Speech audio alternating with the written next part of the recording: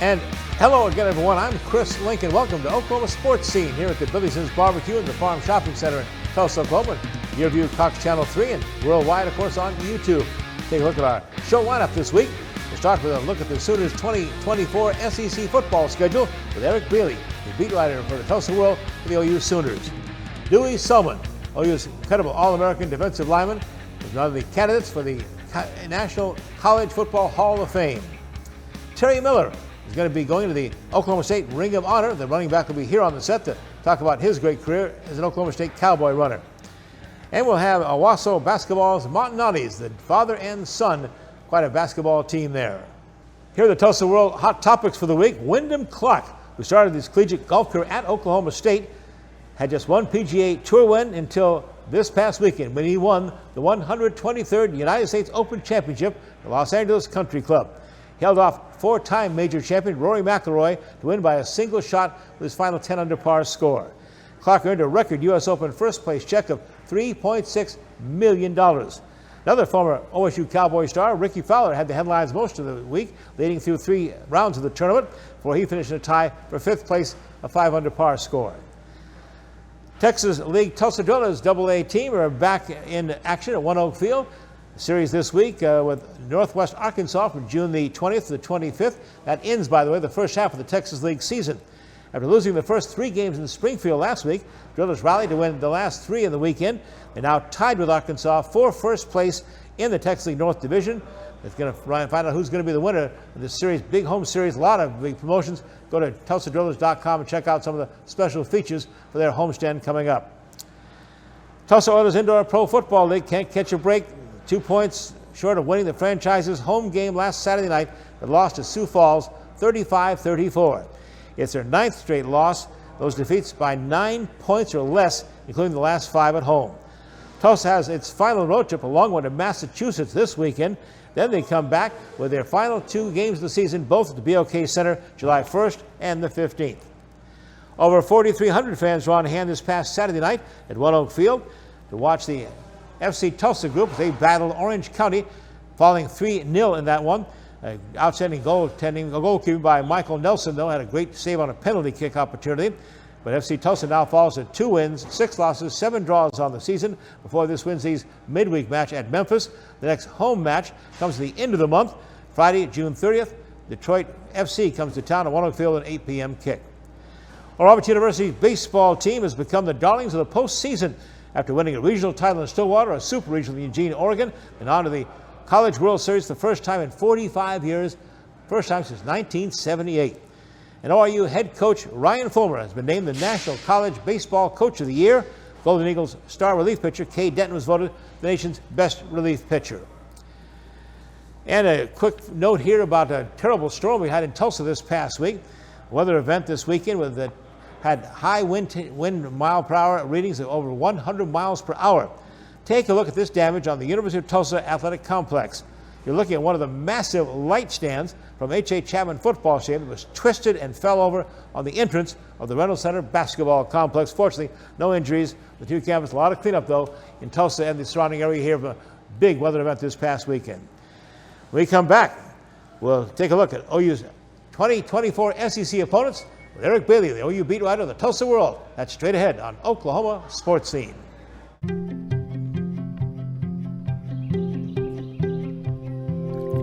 As the sun rises over eastern Oklahoma, we are devoted to one thing: improving the health of our communities, our home.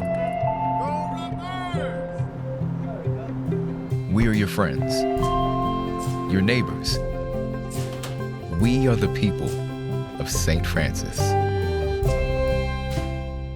Billy Sims knows barbecue. How about 9 meats, including brisket, chicken, pork, turkey, and ribs? Just to name a few, and 7 home-style sides. We start early to slow smoke the most delicious meats for over 12 hours. Every day.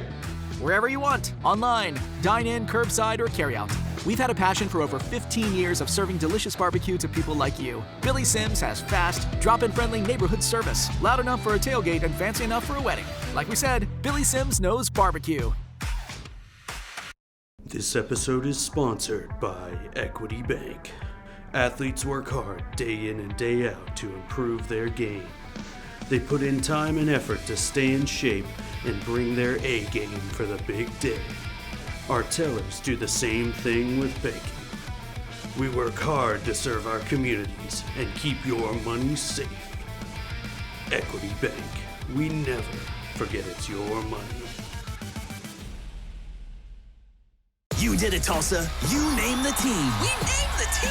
You name the team. The Tulsa Oilers indoor football team kicks off in March, Saturday nights, 7 p.m., BOK Center. Season tickets are on sale now. Go to TulsaOilersFootball.com. That's TulsaOilersFootball.com to get your season tickets now. Don't miss your chance to experience the fast pace, helmet hitting, pad popping excitement of professional indoor football. TulsaOilersFootball.com. TulsaOilersFootball.com.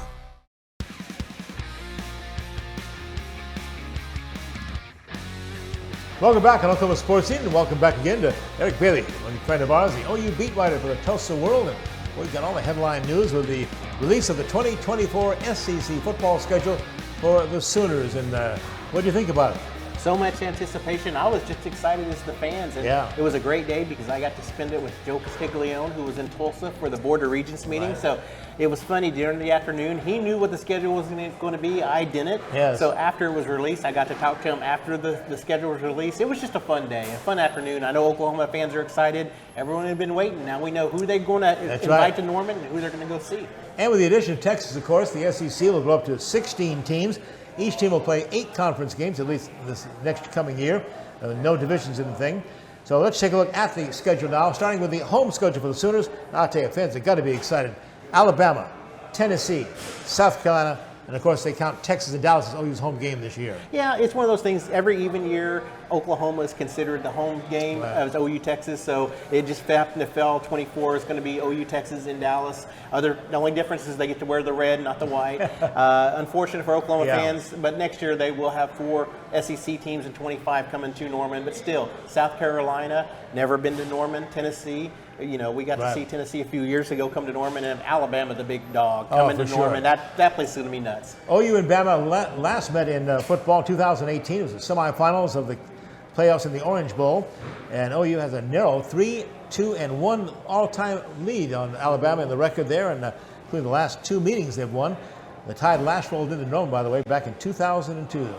The sets up, though, also as homecoming for 2 coaches, right? Josh Heupel of Tennessee, and then a former assistant coach here, Shane Beamer, comes back with the Gamecocks. It's going to be really neat seeing Shane Beamer come back, too, and Spencer Rattler, his quarterback, as well. That's right. And there's an interesting tie there, too. Yeah. And Austin Stogner played at South Carolina last season. Yeah. Now plays for Oklahoma. And, went from OU to South Carolina, now plays at Oklahoma, so there's going to be an interesting homecoming there. So there's a lot of well, excuse me, we're talking 2 years from now. I'm sorry, I'm already getting ahead of myself. Look at this, I'm already jumping ahead. There's still a Big 12 season to play. That's right. No, let's go back to Shane Beamer then. We'll go that way. Yeah. But Shane Beamer, man, he did a really good job at Oklahoma as a tight ends coach, really doing a good job at South Carolina. It'll be really neat seeing him come back to Norman. And Josh Heupel, who is in the nomination process for the College Football Hall of Fame. No one will forget what he did in the year 2000 at Oklahoma, leading the Sooners to a national championship. So I think that's pretty exciting time too. So seeing those familiar faces come back to Norman, and who knows if Nick Saban's still going to be at Alabama. If he is in that 2 years from now, it's good to see a legend coach on the sidelines at Oklahoma. That'll be exciting as well. So Alabama, Tennessee, South Carolina, and then Texas and Dallas. Those are the home games in 2024 for the Sooners as they go to the SEC for the first time. Now let's look on their road games. Kind of interesting as well. LSU, Auburn, Ole Miss. OU's never been to any of those 3 schools. And never know of an old Big 12 rivalry or Big 8 rivalry with the Missouri Tigers in Columbia. The Sooners have 4 teams on its 2024 schedule, Eric, that have combined to win an incredible number of national championships and titles and conferences. It's very impressive. You look at these 8 schools that they're going to play. You take out Texas and Missouri. Those other 6 schools, Oklahoma's only played the other 6 schools that combined 16 times. Wow. I think that's the exciting part about Oklahoma playing this schedule because there's a lot of new faces. 3 Tigers on this list of LSU, Auburn, and of course Missouri, the alma mater, of course, for Chris Lincoln. So I think that's really neat too. I think that's really cool, and that's what Oklahoma fans are really excited about, just seeing new teams. Going to Oxford, Mississippi, going to the Grove and seeing that. Going to Death Valley, and if that's a night game, can you imagine? 106,000, right? Exactly. And I'm kind of hoping it's a night game too, just to soak in the atmosphere. I maybe be careful what you wish for, of course. That's right. And going to Auburn, just seeing the atmosphere at Auburn, and just going through these stadiums, and going back to Columbia. It's been a while since Oklahoma's played at Columbia, so I think that's going to be exciting for Oklahoma fans to go back and experience that. And it's not only Oklahoma fans going to these new stadiums; it's those fans coming to Norman. That's right. Joe Castiglione mentioned that these fans are going to want to taste Oklahoma too. Yeah. He mentioned Alabama. He said last time Alabama came to Norman, Alabama fans were in town on Tuesday of game week. They were already getting in town Tuesday. Yeah. So he expects that SEC fans will get into town Tuesday and Wednesday game weeks to prepare for Saturday contests. Well, 6 of OU's new 24-24 SEC opponents have combined this for 42 national championships. And I got to tell you, that home schedule of Alabama, Tennessee, South Carolina, and then, of course, Texas and Dallas, I'm sorry, that beats the heck out of watching KU, West Virginia, Iowa State, and Texas Tech. Exactly. With all due respect to those schools, Yes. that's the one thing. But yes, it's just something that Oklahoma's needed just to get out. And the bad thing is you're going to miss those rivalries, the Oklahoma State rivalry especially. That's right. It's really sad to see Bedlam step away. Although Joe Castiglione did tell me that there is talks. The problem is those contracts are made so far out in advance, it's hard to plot times when those teams can get back together. I read your article. They got a series with Clemson in like 2034. 35 and 36. Gee whiz. Yeah. Same thing with Oklahoma State's schedule is way out as well. Speaking of the schedule, Joe's got some work to do because he has 2 holes now in that 2024 non-conference schedule. Right? They have already set up to play Temple and Tulane, but now they need 2 more. SEC mandates that one of the non-conference opponents, 24, needs to be from a Power 5 conference or a major independent. And we asked him, are there a couple opportunities out there to play? And he said, it's funny you use the word couple because he said couple's probably all that's left. So I know that he needs to get on that, and he did mention that that's what he's looking for. He needs to find a couple of spots to fill.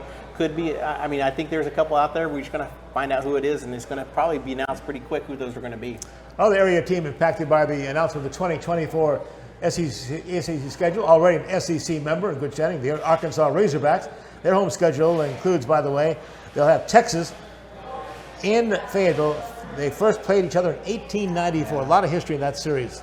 That's a rivalry everyone's been waiting to see kind of rekindle. It's really going back to the Southwest Conference games. And I'll be honest, to be selfish, I would love to see Oklahoma and Arkansas renew that series too. Yeah. I mean, they've only played 2 or 3 times since 1926. Gosh. And the proximity's right there. And Tulsa sits right in between Yeah. Arkansas and Norman. I mean, it's closer to Fayetteville than to Norman if you're in certain parts of the city. That's right. I would love to see those schools get together. But for Arkansas and Texas, it's great to see those two get back and get reunited. That Arkansas home schedule includes Texas, Tennessee, LSU, Ole Miss, great schedule at Razorback Stadium. Away, they'll play at Missouri, at Texas A&M, at Auburn, and at Mississippi State. Eric, now the big question is, will OU be ready for the competition 2024? That's the big question, and I know that they had a bad, by OU standards, a bad season last year. They're That's going to by anybody's standards. By anybody's standards. You go sub 500, you're not happy. That's going to be the key this year. They're going to have to really use 2023 to get ready as a stepping stone year for 24, and they're getting into the fire. This is going to be one of the tougher SEC schedules out of all 16 schools. They're going to have to use this as a building block into 24. It's not going to be easy, Chris, not at all. Yeah.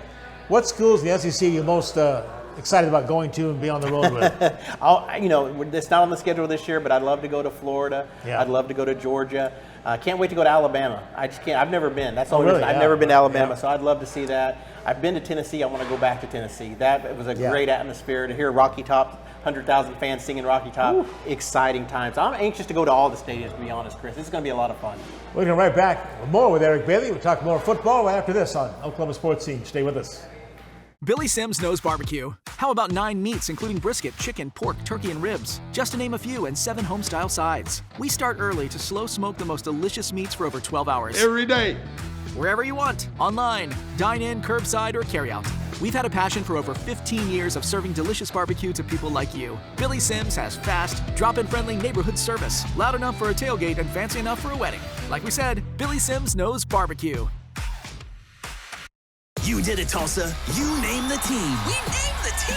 You name the team. The Tulsa Oilers indoor football team kicks off in March, Saturday nights, 7 p.m., BOK Center. Season tickets are on sale now. Go to TulsaOilersFootball.com. That's TulsaOilersFootball.com to get your season tickets now. Don't miss your chance to experience the fast pace, helmet-hitting, pad-popping excitement of professional indoor football. TulsaOilersFootball.com. TulsaOilersFootball.com. The Oklahoma Sports Hall of Fame, home of the Paycom Jim Thorpe Award, is a treasure trove of memorabilia honoring Oklahoma sports legends. For museum hours or to schedule a tour, go to oklahomasportshalloffame.org.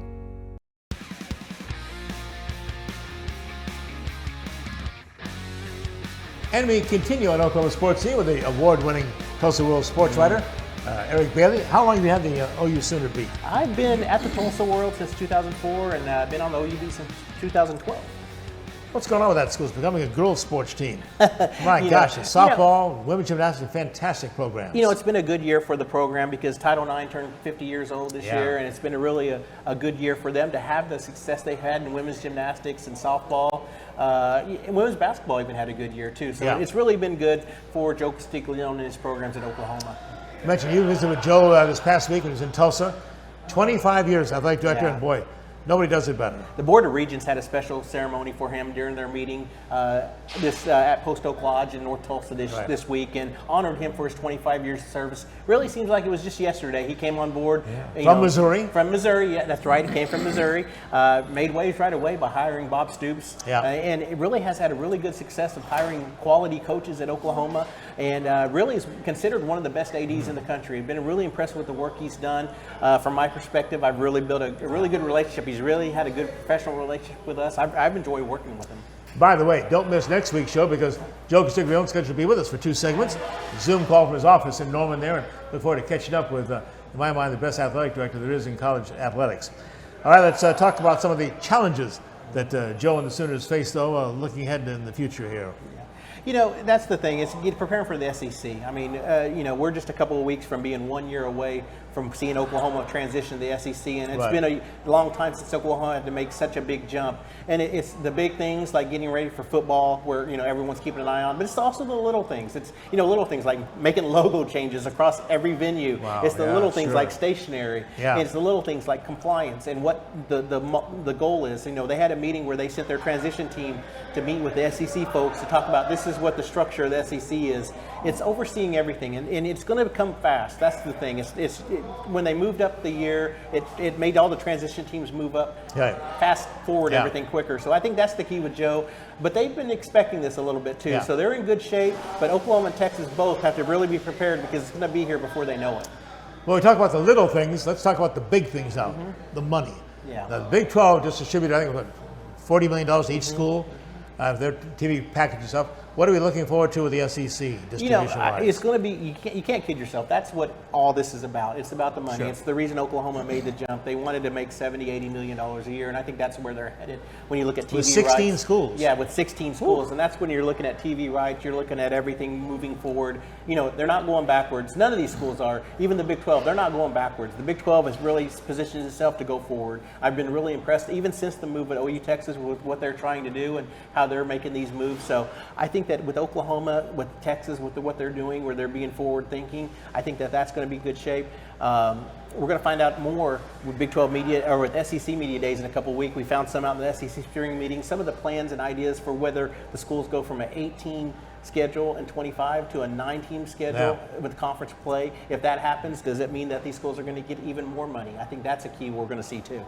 You'll be heading down pretty soon to the Big 12 Media Days, right, in Texas? 3 weeks away. We're 3 weeks away from Big 12 Media Days, and there's going to be 14 schools there because BYU, UCF, Houston, and Cincinnati will be there too. So it'll be the first time we see all these schools there, and that's going to be interesting too to see 14 schools there. Is that Jerry's? It'll be back in AT&T, AT&T Stadium in Arlington. Golly. Well, a big event for the Tulsa World is sponsoring coming up at the end of June here this month, June the 29th, at the Tulsa Cox Business Convention Center downtown. It is the Tulsa World All World Awards. Your colleague Barry Lewis, he's now a Hall of Famer, by the way, right? Exactly. Congratulations to Barry. Well deserved. He's been working like crazy. All the articles, all the top candidates for high school sports. What a great showcasing for our high school athletes. And that's the thing, it's a celebration for all the high school athletes because we just see the points they score, we see all the statues they raise, but we don't know the hard work, the 5 a.m. workworkouts, the after school workouts, and they have to maintain grade point averages, the work they do, non-sports related, academically. I mean, it's more than going out there and making baskets and scoring touchdowns. It's going out there and being fully ingrained in athletics and academics. And this is a celebration for these athletes because it's the best of the best. And that's what's always impressed me about high school athletes. It's more than just going out there and being good in sports. Yeah. It's being good in life. And that's why it's a celebration for those kids. I'm always impressed and really tip your hat to all these kids because they've been successful not only in athletics but in life. Tulsa World All World Awards, again, coming up June the 29th here in Tulsa. Keynote speaker, great one with a lot of great history here in Tulsa and Arkansas and Dallas Cowboys, Felix Jones. Booker T. Washington, look That's at him, right. man, a great representative of Tulsa Public Schools. I'm a Tulsa Public School You product, are, that's right. East Central High School way back when. There you go. So, but no, that's good. It's really neat to have Felix back and kind of talk about what he did and his path and his journey and how he got to where he is. And I'm kind of excited for the kids of today to hear how he made his way to where he got to. All right, Eric, you earned it. Barbecue to go. Billy Sims Barbecue. Enjoy that, buddy. Hey, I never turn it down. You can tell I never turn it down. I love it. I got to keep working. We'll be right back with more on Oklahoma Sports Scene. Stay with us.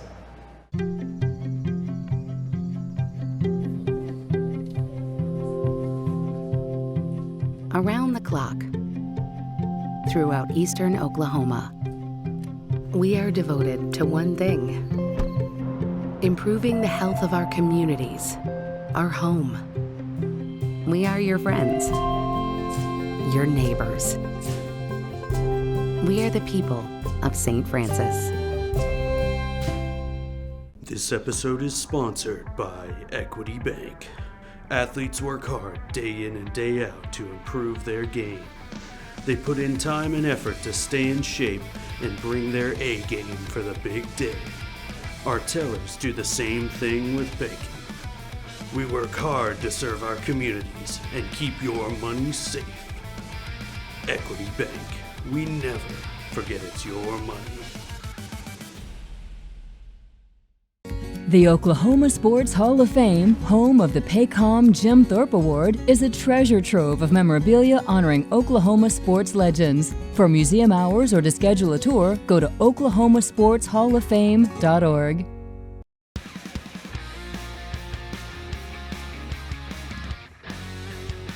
Here's one of the first families of Oklahoma football, the Selmon family. There's Dewey Selmon himself.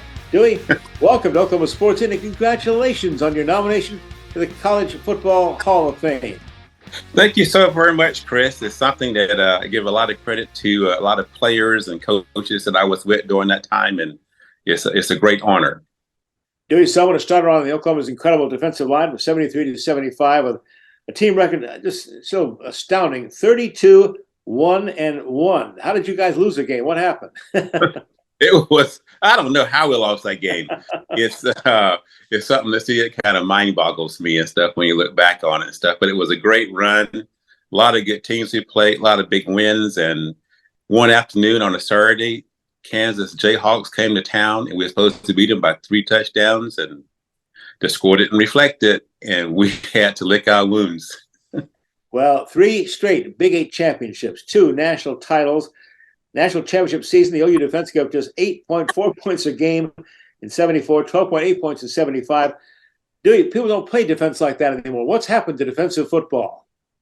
It's been a change, a revolving deal in college sports right now. You know, I think the offenses have completely changed. They've spread the game out to, a lot of 7-on-7 passing, and it's given a challenge to the defenses. The defenses now, if you don't have the good down lineman to rush the passer, you're going to kind of have a tough day of it.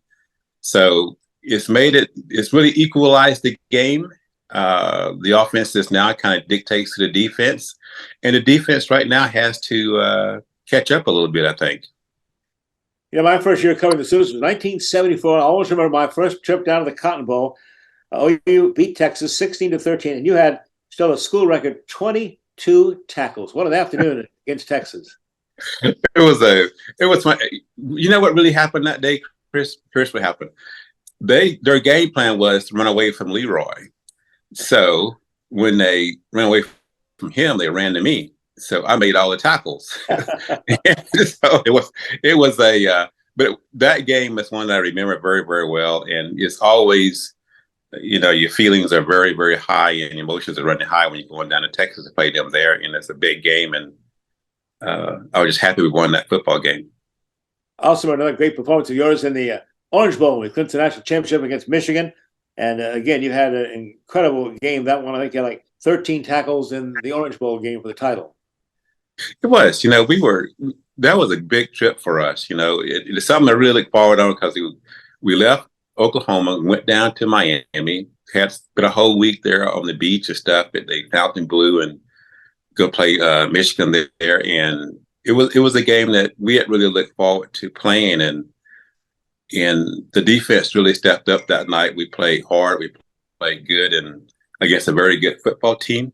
And we won that football game. And, it was a great crowning deal for my career and a bunch of players' careers on the Sooners that night to say we won the last game in the Orange Bowl. And you couldn't go out any better. I remember sitting in the locker room after the game and asked Leroy, I said, Leroy, what do you think? Did you enjoy this game? What's your feeling? He said, well, it's been 4 years. We had a great run. We won it again. And I think I need a vacation. So we definitely enjoyed that game, Chris. Well, Dewey, take us back to where it all began. And you follow Oklahoma, your Selmon family home. And I remember several great dinners with Mama Selmon there. Heck of a cook. And you guys had the challenge room. Trying to keep up with you guys and feed you guys. Yeah. My mom and dad were very special. They loved us. They took care of us. They took us to church early in our lives.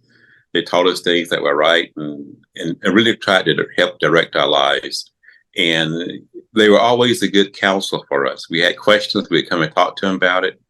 And it was a small farm. You've been there, Chris. And sure. And Mom, her great love was she loved her sons. And she would always cook and she would always sit and talk to us. And a lot of times she would cook too much.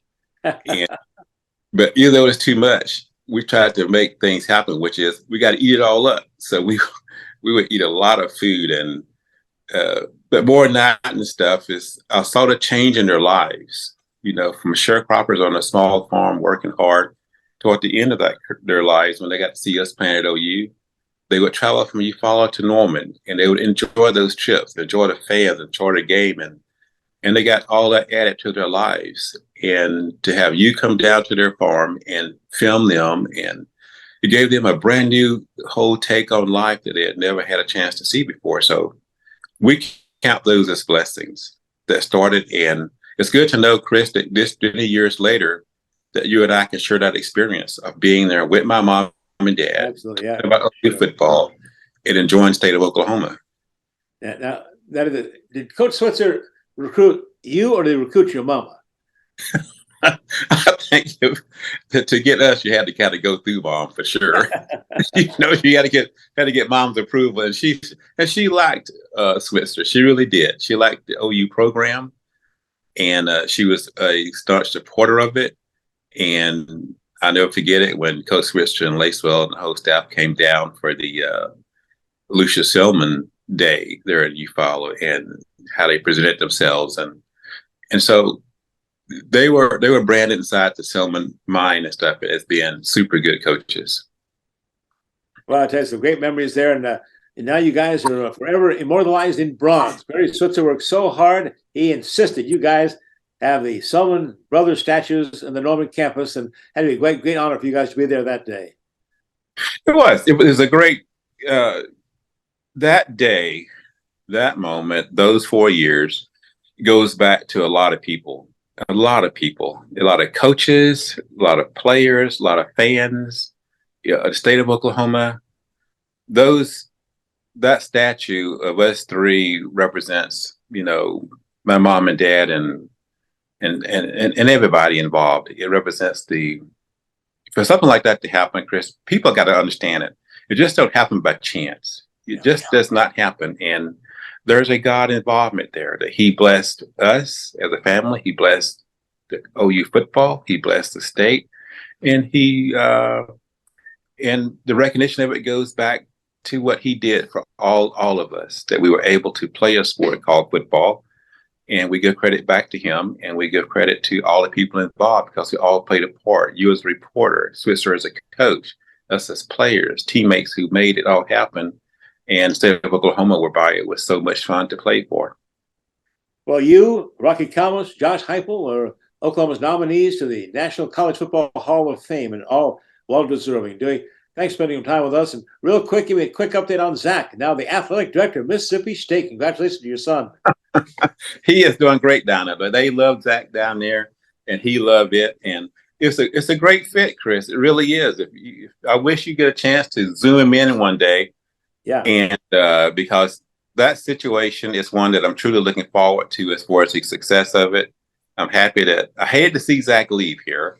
Sure. I really did, because I'm a Sooner and he's a Sooner, but I do see something very good things happening, and a reason why he went to Mississippi State. There are some things to be done there, and I think he's the person for that job. Dewey, thanks to memories. All the best for the chance to get in that National College Football Hall of Fame. You're surely deserving, and we'll come right back with another guy who's in the Hall of Fame already, Terry Miller, great running back, Oklahoma State, straight ahead on Oklahoma Sportscene. Thank you, Dewey. All the best. Thanks, Chris. You did it, Tulsa. You name the team. We name the team. You name the team. The Tulsa Oilers indoor football team kicks off in March, Saturday nights, 7 p.m., BOK Center. Season tickets are on sale now. Go to TulsaOilersFootball.com. That's TulsaOilersFootball.com to get your season tickets now. Don't miss your chance to experience the fast pace, helmet hitting, pad popping excitement of professional indoor football. TulsaOilersFootball.com. TulsaOilersFootball.com. Billy Sims knows barbecue. How about 9 meats, including brisket, chicken, pork, turkey, and ribs? Just to name a few, and 7 home-style sides. We start early to slow smoke the most delicious meats for over 12 hours. Every day. Wherever you want, online, dine in, curbside, or carry out. We've had a passion for over 15 years of serving delicious barbecue to people like you. Billy Sims has fast, drop-in friendly neighborhood service, loud enough for a tailgate and fancy enough for a wedding. Like we said, Billy Sims knows barbecue.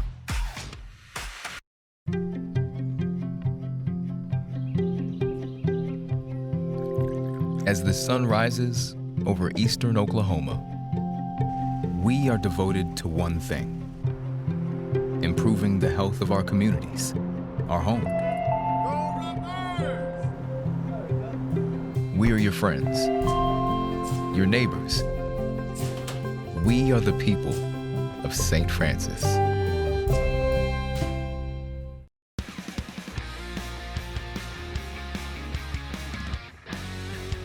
The orange on the set now.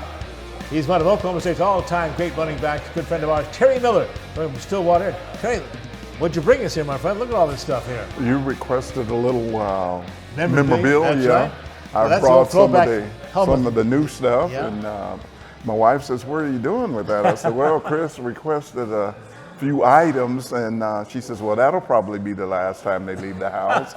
I said, "I hope so." This, of course, is the big one right here. He's a member of the National College Football Hall of Fame. What a special honor. Congratulations again. Well, I tell you what, some great teammates helped get that accomplished.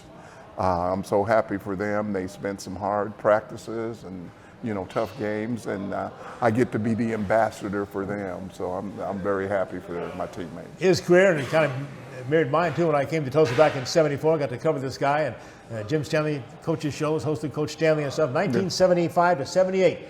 Terry Miller ran wild in the college football. He had 4,754 yards rushing, 49 touchdowns, only Cowboy to go over 1,000 yards rushing in 3 seasons there at OSU. Drafted then by the Buffalo Bills in the 1970 NFL draft, and played through '81 with the Seattle Seahawks as well. But Terry, some great days at Oklahoma State University, some great teams then. Well, I tell you what, Coach Stanley did some good recruiting there in the early '70s, and mid-'70s, we turned out to be some pretty good players. So his coach's work paid off. And, back to the '76 team especially, being the co-champions of the Big 8, which back in those days was a big deal. Sure. A lot of national championships came out of the Big 8 and, top contenders. So we were very happy, I guess would be the word, to be included in that. You've had some great career highlights. One I'll always remember because I actually called that football game in Norman. The date was October the 23rd, 1976, Oklahoma State at OU. Take a look at Terry Miller's run down the sidelines, and I'll tell you, every time I play this or talk about it, it just riles up Coach Switzer. He gets so upset. How did he you get away from Coach Switzer and get to Oklahoma State? Well, I tell you what, it was Coach Don Boyce. He spent a lot of time in Colorado Springs. As a matter of fact, he moved to Colorado Springs. And, you know, a lot of times after practices in school, hard day, what have you, he was right there. And, you know, that was before the contact rules and all that different stuff. And we got to be friends. And, you know, he had left his young kids and his wife behind to be there to recruit me. So I think that was probably the biggest factor, is just feeling comfortable with the person that was trying to convince me where I ought to go to school.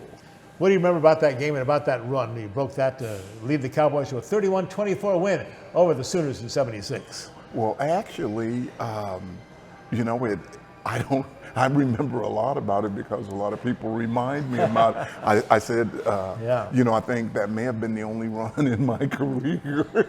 You know, you get that impression from the, you know, the fans and what have you. To that point last year, my wife and I watched it. We just got a new smart TV, and we finally got smart enough to see some stuff on it. And so the run happens before we get situated really good. And my wife kept saying, she says, well, I thought you had a long run. I said, it's done. It was the third play of the game. She was going, it was like that it happened. It had to happen again and again. I said, it was one and done. It was a fabulous run, though. That was really the highlight of that big football game. I always remember it, too. All right, so let's talk about Terry Miller now and how you would have fared in this world of college football with the portal, with the NIL. I mean, my gosh, Terry.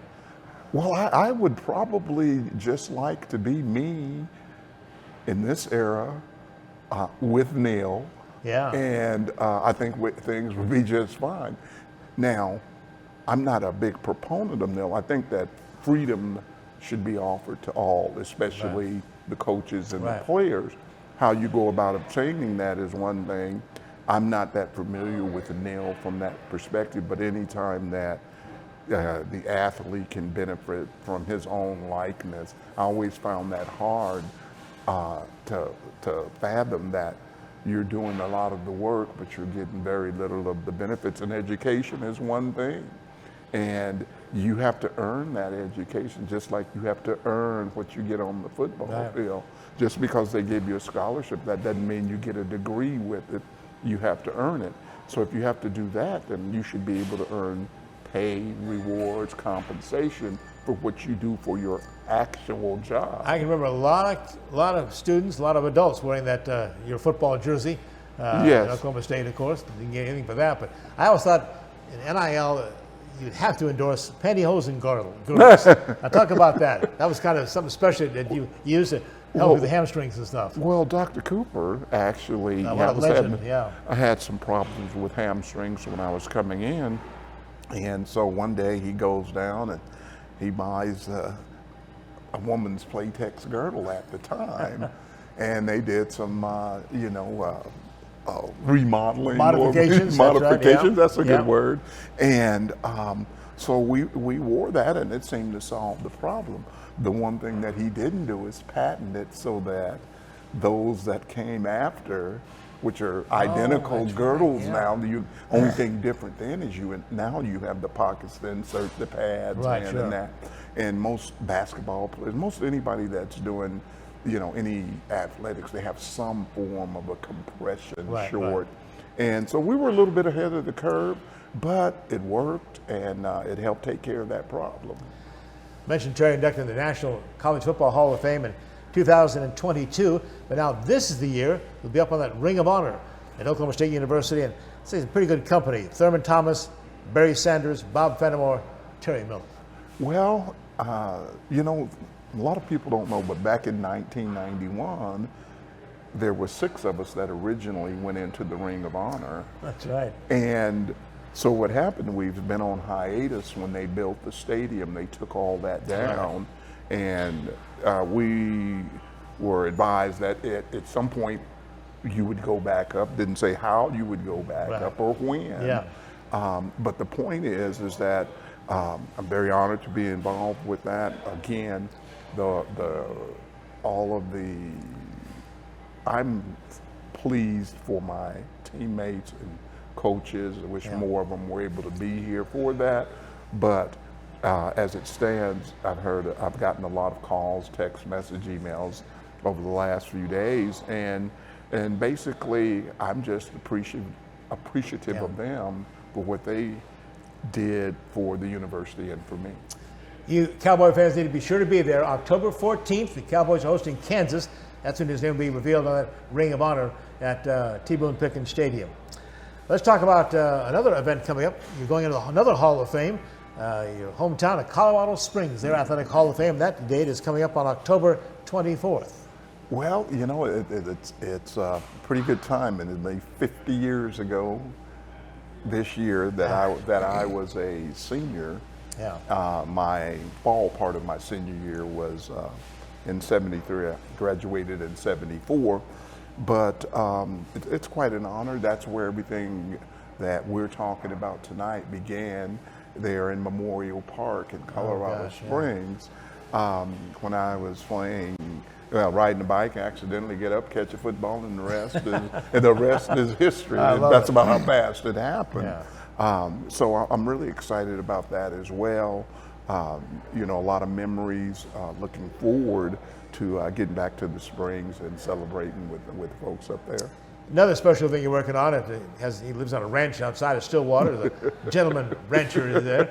But also, I know you're very involved with a great charity called For Kids' Sake. Tell us about that, Terry. Well, a friend of mine and I during COVID, we were walking in the park there in Stillwater, and his name is Leon Jones.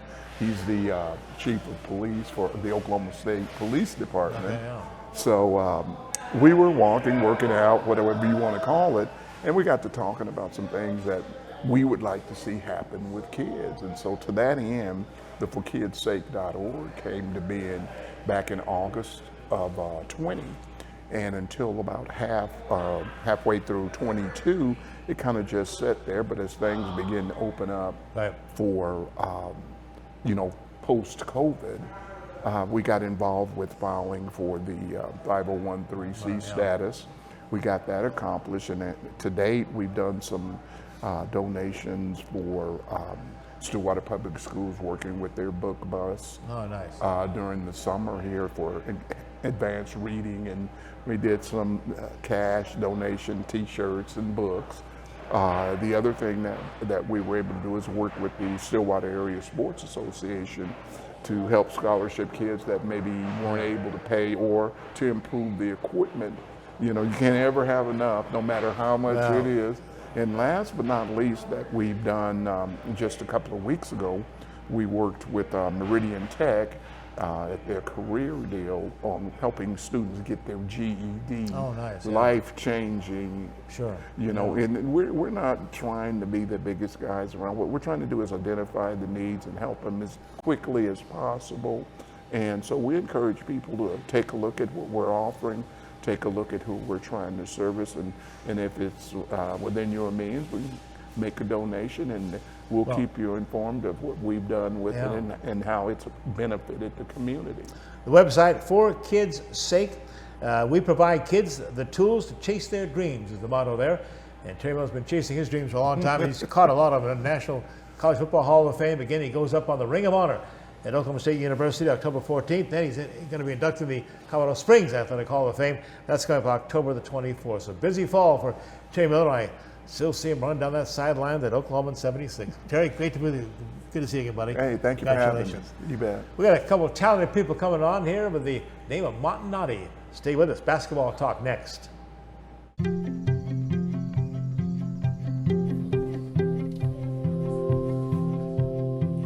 Around the clock, throughout eastern Oklahoma, we are devoted to one thing: improving the health of our communities, our home. We are your friends, your neighbors. We are the people of St. Francis. You did it, Tulsa. You name the team. We name the team. You name the team. The Tulsa Oilers indoor football team kicks off in March, Saturday nights, 7 p.m., BOK Center. Season tickets are on sale now. Go to TulsaOilersFootball.com.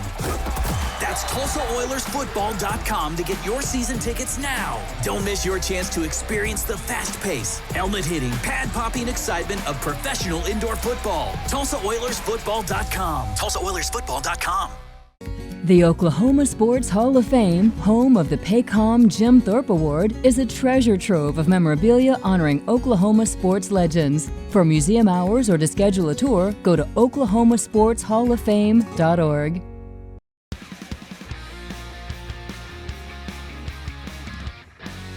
Back on Oklahoma Sports Scene with the Montanati group here, and they just came back from a long trip to Mexico. I'm going to start here with Brian Montanati, the coach. Of course, you know him with the Owasso Rams, and his son, an outstanding young basketball prospect, Jalen Montanati. But Coach, start us off with about this program, and first, just to make this USA Under-16 was really one of the accomplishments. Yeah, it was. We got invited back in October to a training camp, and it was kind of like an identity camp.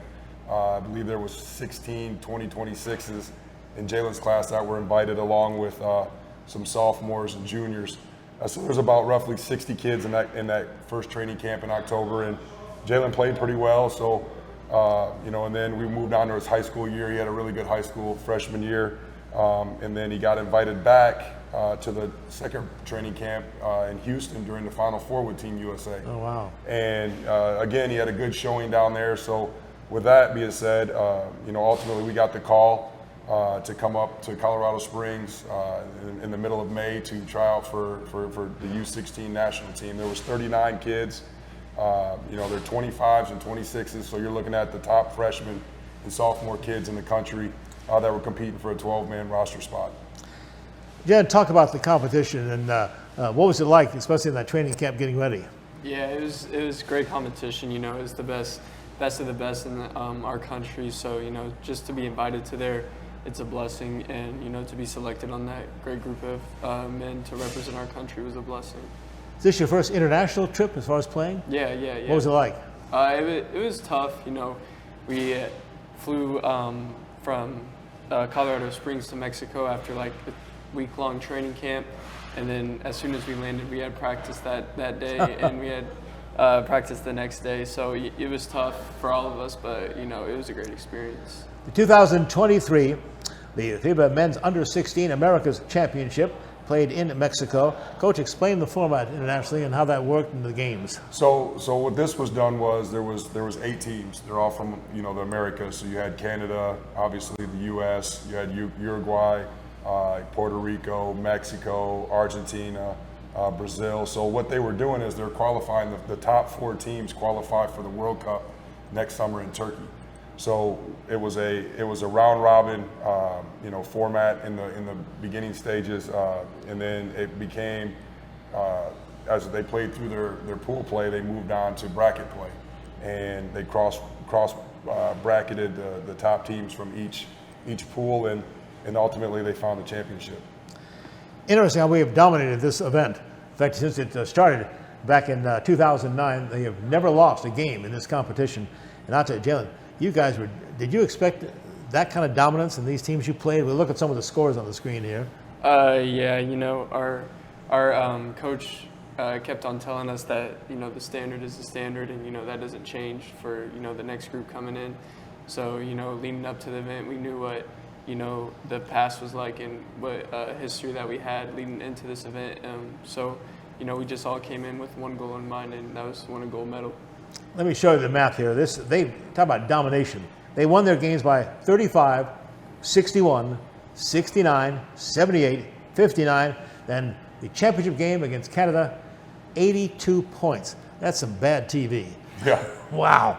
What dominance. It would be a good team to coach, I can tell you that. Yeah, who was the coach, by the way, of the teams? It was Sherman White. He's the head coach at Pace Academy. Okay. Yeah. So yeah, he did a heck of a job. And I talked to Coach too a lot about it, and I thought the hardest part during the whole tournament, was keeping the guys motivated. Sure. Yeah.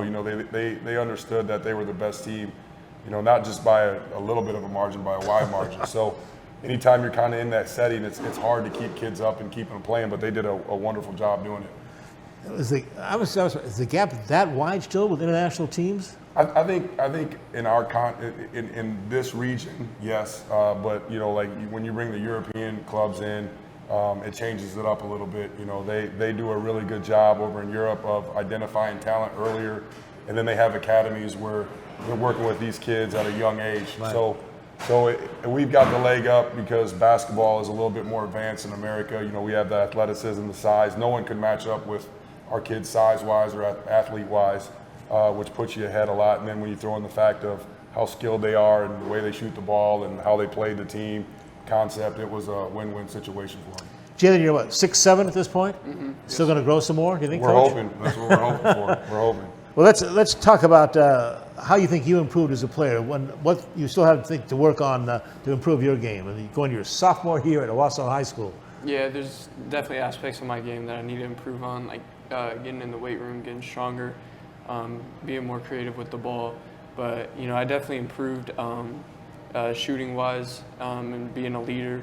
Trying to come back to Owasso and be a leader for my teammates. He's got a lot of frequent flyer miles in the summer's done too. You guys are heading to Italy. The Montanottis, of course, you'd be going. You have dual citizenship right there. Yeah, so Jalen, it's a unique opportunity. Jalen would probably be one of the only kids at his age to ever do this, where he'll play for Team USA, which we just finished, and now we'll go over, here in a couple of weeks in July and do training camp with the Italian U16 national team and then play in the Euro Championships in Macedonia. So he's got an unbelievable opportunity this summer to see a lot of basketball and then also see some country that he's never had an opportunity to. And you said the competition should be much better over there, right? Yeah. I mean, you're talking about the European. You're talking about France and Germany and Turkey and Spain. High quality basketball. So with him probably having a larger role, playing with the Italian team, it helps with his development too. And ultimately, he wants to try to make it to the NBA. So we just try to put him in positions to getting better and continue to grow. And this is another opportunity that we've been blessed with the situation of having 2 passports. Jalen, I'm so trying to wrap my head around that freshman season you just completed as a 9th grader. They ended with a pretty nice scholarship offer from who? Kansas. Bill Self in Kansas. My friend Michael Knight here, of course, our producer and director on the show here too, and does his Prep Red Zone, covers all the high school basketball, and he just talked in glowing terms about your development. And talk about that freshman year and what kind of stats you put up as a freshman. It was definitely a great year. We got to the state semifinals, and not a lot of people expected us to even make it to state. So I averaged close to 20 points, close to 5 rebounds, and a couple assists. So, it was a great freshman season. How was it playing for your dad? It was pretty cool. It was nice. Let's talk about this 23-24 Ram basketball team. A little short last year in the 6A championship. I'm sure that's the goal as always. Yeah, it's funny because we met before me and Jalen went to Mexico. We met with the team, and our expectations are to play for a gold ball this year. And we kind of put the mindset into the kids that we've got to work. We've got to have a gold ball summer. So, with weights and conditioning and making sure we're getting better and doing the things that we need to be doing. So when school starts, we're ready to go. So how do you and the wife and family kind of control this? It's going to get crazier and crazier. Of course, that was just one offer, but scholarships will be coming in. A lot of opportunities. Like now you're naming lightness and different things pulling at you and stuff. How do you control this and protect Jalen as well? Going through it myself, and understanding the college game and how it works helps a lot. And then, we always talk about, me and Jalen and our family, keeping the main thing the main thing. Yeah. And that's the most important thing. We don't try to put anything ahead of his development or where he's at. This is all part of the process of helping him grow into a young man. So we keep him grounded. I mean, he's got a really good head on his shoulders. He's a very humble kid. He's a very hardworking kid, one of the hardest working kids I've ever been around. And as long as, we keep the main thing, the focus of him developing, getting better, and chasing his goals, I don't think he's going to have a problem. How old are you now, Jalen? I just turned 16. Just turned 16. Who was better at 16, you or him? I'll have to plead the fifth. Of course, you had a great career at Oklahoma State University here, so I'm sure the OSU people will be tugging at you some too. Coach, legacy? They are. I mean, it was one of Coach Boynton called him, before he even started high school. Wow. High school before he, and offered him a scholarship. So, but I got to tell everybody, this is Jalen's race. Yeah. This is up to Jalen. We're going to do as much as we can as a family to put him in the right situation. July 16th, they head to Italy for the European Championships under 16 there, and once again, they swept through, showing that gold medal up there. Well earned, well deserved, and again, the point difference is 35, 61, 69, 78, 59. finished the championship game with an 82-point victory over Canada. Jalen, congratulations. Thank you. Well done. Coach, Thank you, Chris. get after that gold ball too, buddy. Have a good time in Italy. Yes, sir. Come right back to my Lincoln's 2 cents worth, presented by Equity Bank. Stay with us. This episode is sponsored by Equity Bank. Athletes work hard day in and day out to improve their game. They put in time and effort to stay in shape and bring their A game for the big day. Our tellers do the same thing with banking. We work hard to serve our communities and keep your money safe. Equity Bank. We never forget it's your money. You did it, Tulsa. You name the team. We name the team. You name the team. The Tulsa Oilers indoor football team kicks off in March, Saturday nights, 7 p.m., BOK Center. Season tickets are on sale now. Go to TulsaOilersFootball.com. That's TulsaOilersFootball.com to get your season tickets now. Don't miss your chance to experience the fast pace, helmet-hitting, pad-popping excitement of professional indoor football. TulsaOilersFootball.com. TulsaOilersFootball.com. Billy Sims knows barbecue. How about 9 meats, including brisket, chicken, pork, turkey, and ribs? Just to name a few, and 7 home-style sides. We start early to slow smoke the most delicious meats for over 12 hours. Every day. Wherever you want, online, dine in, curbside, or carry out. We've had a passion for over 15 years of serving delicious barbecue to people like you. Billy Sims has fast, drop-in friendly neighborhood service, loud enough for a tailgate and fancy enough for a wedding. Like we said, Billy Sims knows barbecue.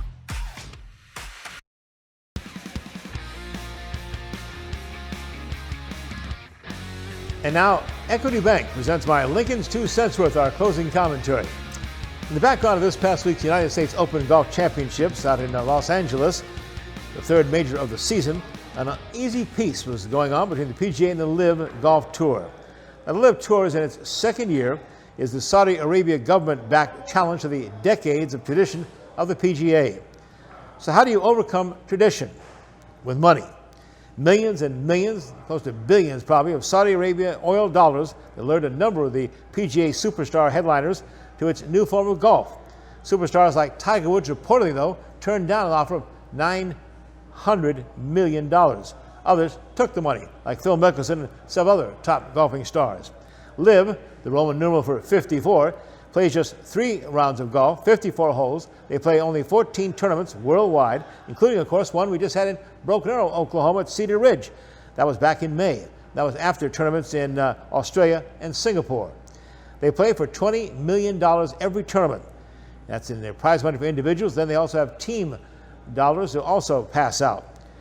Didn't take long before the lawsuits started flying. In the end, that's why working on a merger of the PGA and LIV was the only way the PGA could possibly survive. They could not afford to continue to play with millions and millions in legal fees to take care of. The bottom line, as usual, money wins. Now, let's see if professional golf wins. That's my Lincoln's 2 cents worth, presented by Equity Bank. Hey, don't miss next week's show. Joe Castiglione, 25 years, athletic director at University of Oklahoma, will join us for a couple of segments on the show. That's next week on Oklahoma Sports Scene. Also, we'll wrap up the Oral Roberts continuous baseball season with a World Series run. Talk to Tulsa Drillers about ending the first half of their season in Texas League Baseball, and look to the Indoor Pro Football League's 2 final home games. All that coming up next week. Join us on Oklahoma Sports Scene. Until then, remember to be a good sport.